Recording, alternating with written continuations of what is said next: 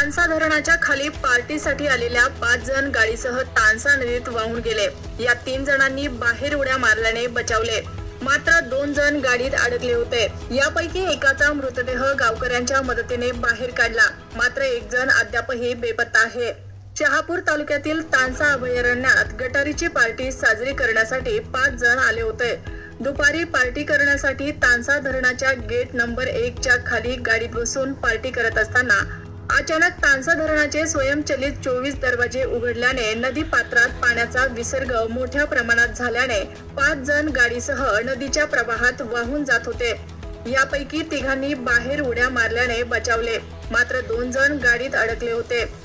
यात गणपत चिमाजी शेलकंदे राहणार कल्याण यांचा गुदमरून मृत्यू झाला। त्यांचा मृतदेह स्थानिक नागरिकांच्या मदतीने बाहेर काढण्यात आला आहे, मात्र 1 जण अद्यापही बेपत्ता आहे। याचा शोध सुरू आहे।